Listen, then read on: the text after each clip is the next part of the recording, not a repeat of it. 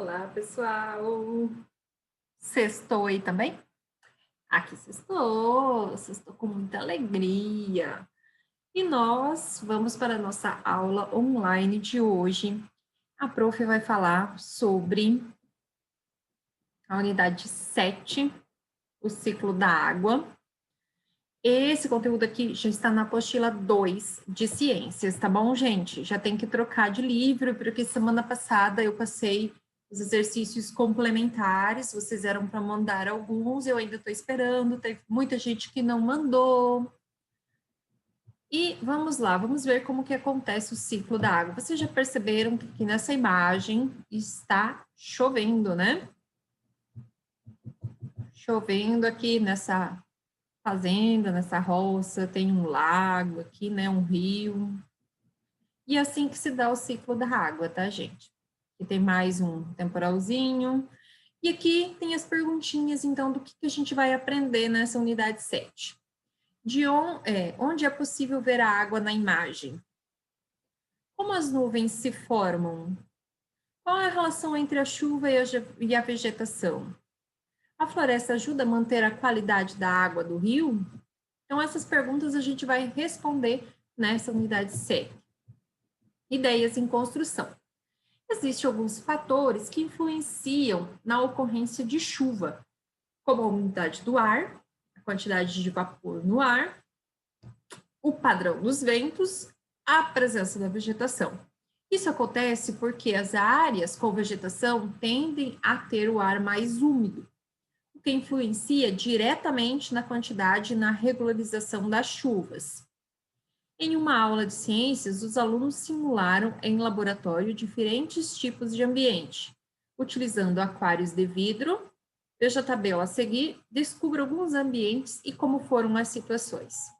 Então, ambiente 1, 2 e 3, aqui está a descrição, né? Área sem vegetação próxima a um corpo de água, simulação, aquário com terra e um copo cheio de água. Área com vegetação e próximo a um corpo de água, aquário com terra e plantas com alpiste e um copo cheio de água. 3, áreas sem vegetação e sem corpos de água, aquário apenas com terra. Então, aqui estão os ambientes, né? Os aquários foram deixados em uma mesma condição de luminosidade durante horas. Em cada aquário foram medidas a umidade do ar e a temperatura. Veja os resultados na tabela a seguir. Então, no ambiente 1, 67% a umidade e a temperatura ficou em 25 graus. Então, esse ambiente aqui era um ambiente agradável, né? Aqui, o ambiente 2, 83% a umidade do ar e 22 graus. Então, esse é um ambiente um pouco melhor, né? Tem mais umidade e a temperatura mais amena. O ambiente 3, então, caiu muito a temperatura, a umidade do ar para 56% e a temperatura aumentou, ficou em 27%. Então, agora, reúna-se com dois colegas, converse com eles sobre a questão a seguir. De onde vem o vapor de água que existe no ar? Ou seja, a umidade do ar. De onde que vem a umidade do ar? Às vezes os radialistas aqui na cidade falam, né? A umidade do ar está relativa em tantos por cento. De onde que vem essa umidade do ar? 2. Em qual ambiente a umidade do ar foi maior? E em qual foi menor? 3. Em qual ambiente a temperatura foi maior? E qual foi a menor? 4. Qual o fator provavelmente provocou a diferença de umidade e de temperatura entre os ambientes 1 e 2? 5. De acordo com os dados dos ambientes estudados, comente a respeito da seguinte afirmação. A presença de vegetação aumenta a umidade do ar. Construindo conhecimentos. A água na natureza.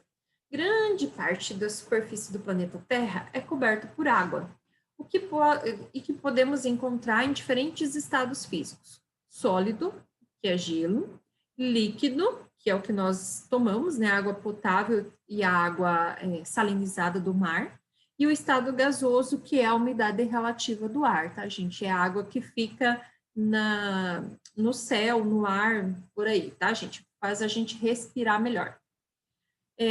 A água no estado sólido é encontrada na forma de gelo nas geleiras. E ela vem do acúmulo e a compactação da neve nos icebergs, né? Os pedaços de gelo que se despencam das geleiras e em banquisas ou bancos de gelo, que são a água do mar congelada.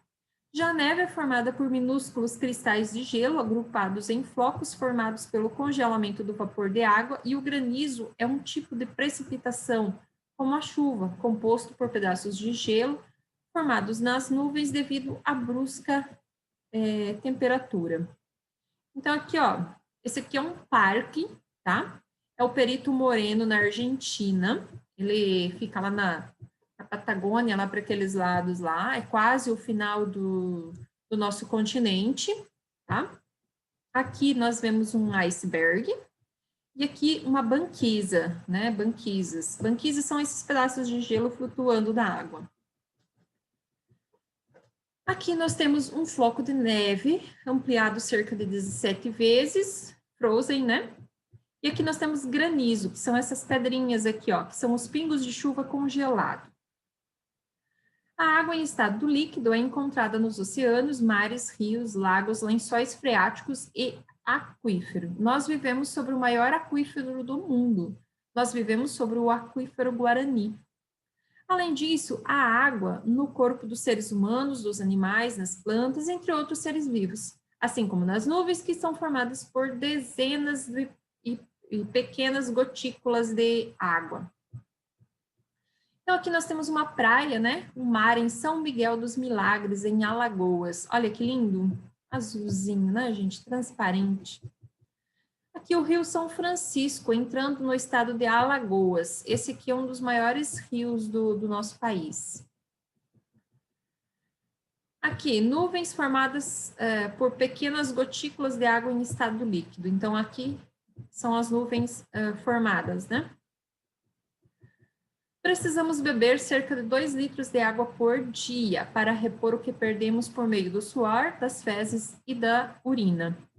Já que a água em estado gasoso, ou seja, o vapor da água, está presente na atmosfera, o que é o conjunto de camadas de ar ao redor do planeta? Sendo encontrada principalmente nas camadas mais próximas da superfície da Terra. O vapor da água, assim como dos outros gases que compõem o ar, é invisível. Mudanças de estado físico da água. Na natureza, muitas vezes a água muda de estado físico. Isso acontece, por exemplo, quando há um aquecimento ou um resfriamento da água. Cada mudança de estado físico tem uma denominação diferente, e algumas delas são solidificação, fusão, vaporização e condensação. A solidificação ocorre quando a água no espaço líquido é resfriada a uma determinada temperatura e se torna sólida, formando o gelo. Essa transformação ocorre nas regiões mais frias do planeta em determinadas épocas do ano, como no inverno. Então, aqui, ó, congelou a superfície do lago aqui, né? A fusão ocorre quando a água em estado sólido, ou seja, o gelo, é aquecida e passa para o estado líquido. Isso ocorre na natureza, por exemplo, quando o gelo que forma as geleiras, acumulado durante o inverno, começa a derreter devido ao aumento da temperatura com a chegada da primavera e do verão. Então, quando começa a esquentar nas regiões mais frias, o gelo derrete, né? Como, por exemplo, nos países da Europa. Já a vaporização ocorre quando a água, no estado líquido, passa para o gasoso. Então, nós chamamos isso de vaporização. Alguns tipos de vaporização, como a evaporação, que ocorre de uma forma lenta. Um exemplo é o que ocorre com as roupas colocadas para secar no varal. A água evapora por causa da exposição à luz solar e ao vento. Então, isso é uma evaporação. Evapora a água daqui e vai embora. Ebulição ocorre de forma muito rápida, com o aquecimento da água, formando bolhas no líquido.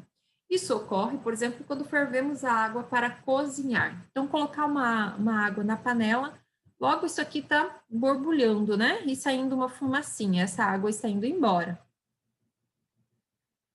A condensação, também chamada de liquefação, ocorre quando o vapor da água é resfriado e a água muda de estado gasoso para o líquido.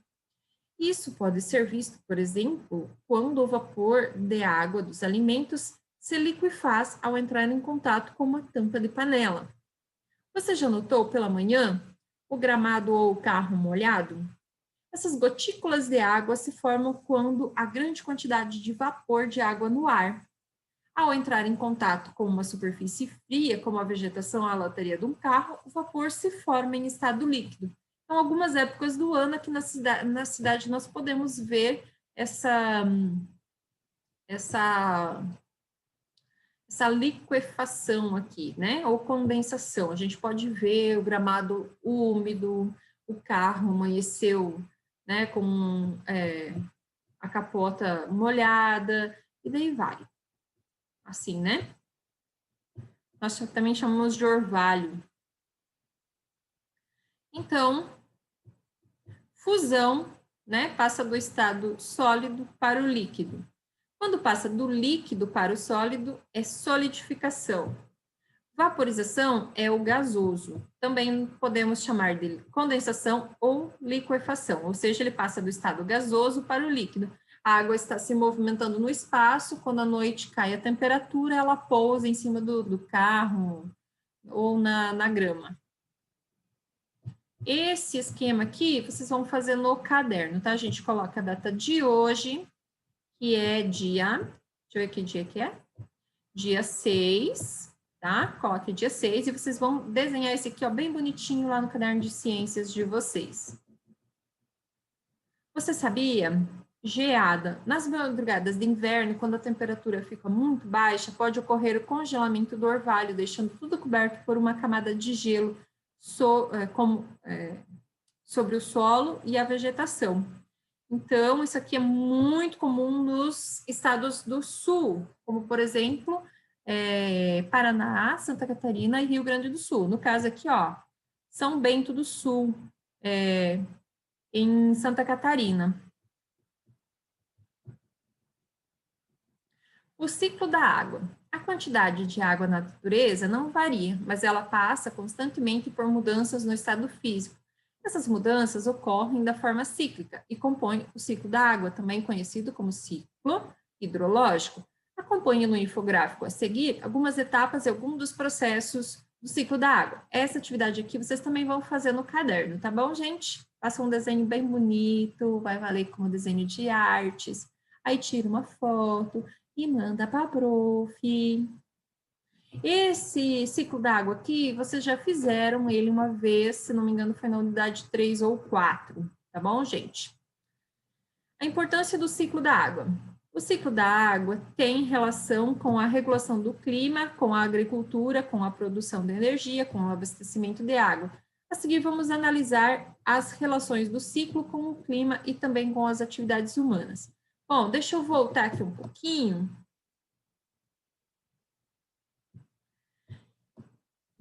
Que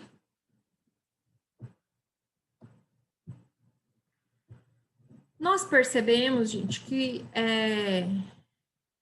o ciclo é sempre da mesma forma, ou seja, a água está aqui, ó, nos lençóis freáticos, no rio, no ar, e quando vem o sol, esquenta isso aqui e faz com que ela suba para a atmosfera. Lá ela vai se solidificar, ela vai se transformar nas suas nuvenzinhas, e depois, a hora que a nuvem estiver pronta, ela vai chover, tá? Então, aqui, ó, começa aqui no 1, ó, a água presente nos oceanos, mares e rios, ela é aquecida pelo sol e evapora. Aí aqui o 2, as plantas absorvem a água do solo para sobreviver, essa parte da água é devolvida ao ambiente pelo processo de transpiração. A combinação da evaporação com a transpiração resulta no fenômeno da evapotranspiração, responsável por grande parte do vapor da água que é chegado à atmosfera. Daí, voltando aqui para cima, ó, o 4.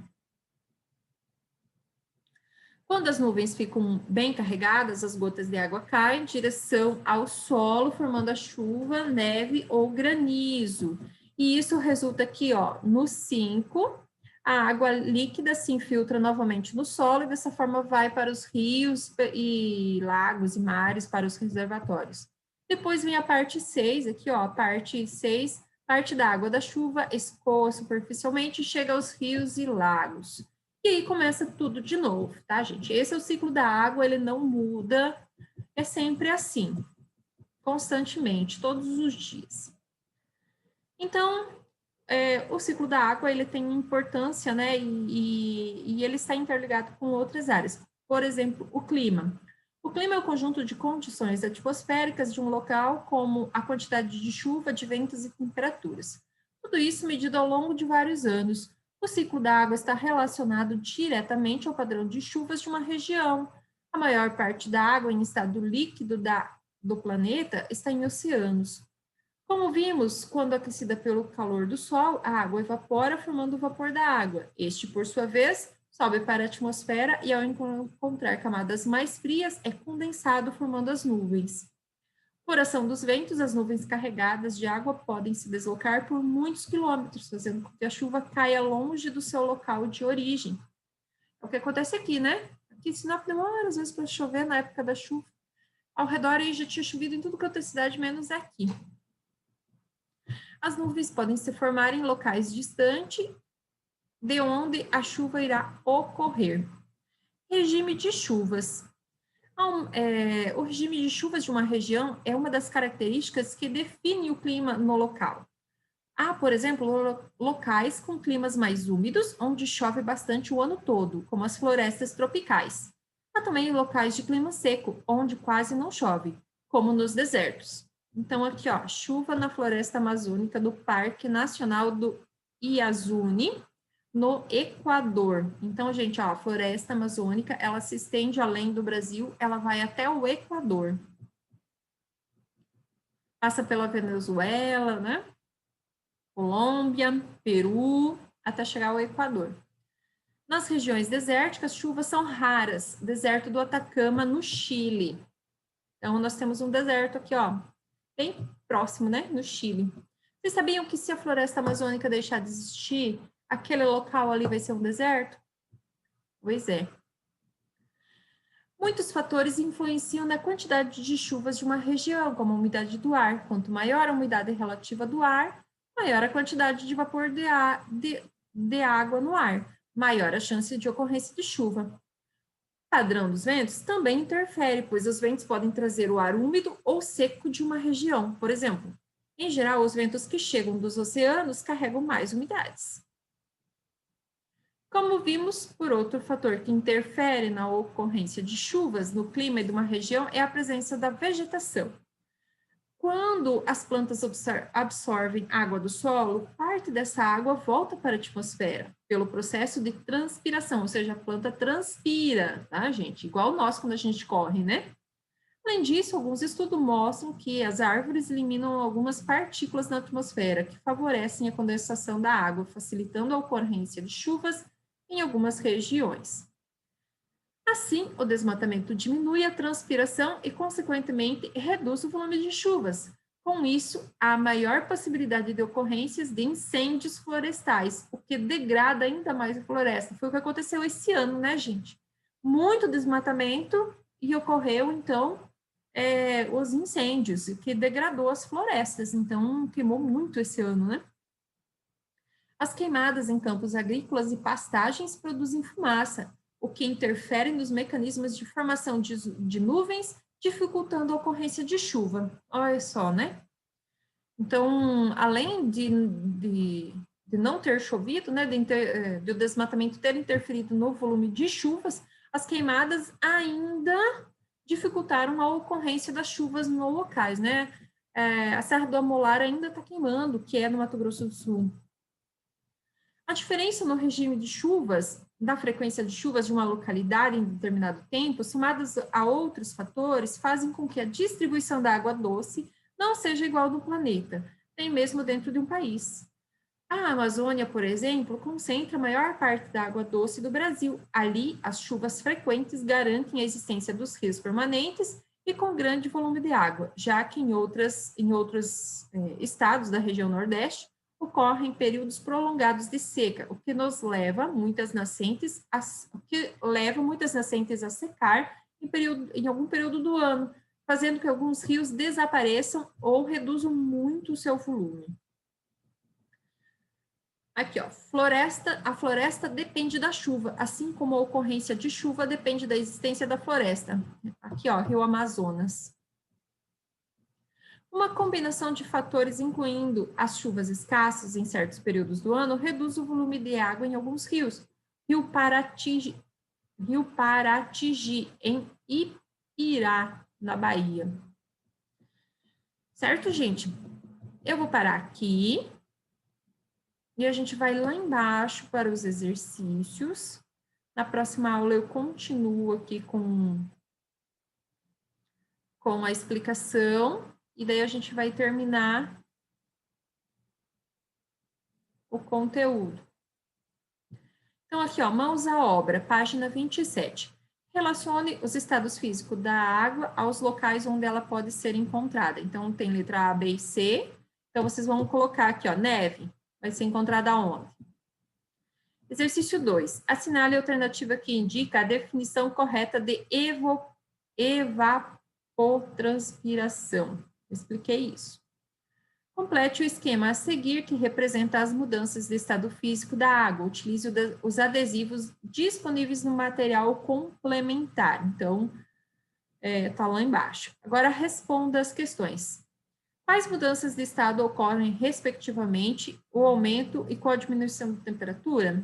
Indique um exemplo de algo que ocorre na natureza para cada mudança de estado físico. 4. Leia os quadros a seguir e numere propondo uma sequência para os fenômenos descritos. A primeira e a última etapa já estão numeradas. Agora, responda qual é o processo descrito pelas etapas. E 5. Explique como o desmatamento da floresta amazônica pode impactar na produção agrícola das regiões centro-oeste, sudeste e sul do Brasil. Isso aqui passou muito na TV, tá, gente? Agora, vamos lá no material complementar, porque nós temos os adesivos.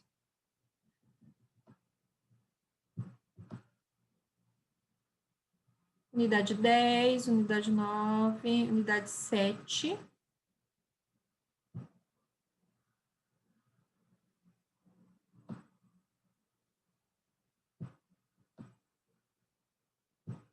Aqui já é o para recortar, já passei. Era a unidade 7 aqui, ó, o ciclo da água. Então, estão aqui os adesivos na página 186, tá? Né? Todos esses adesivos.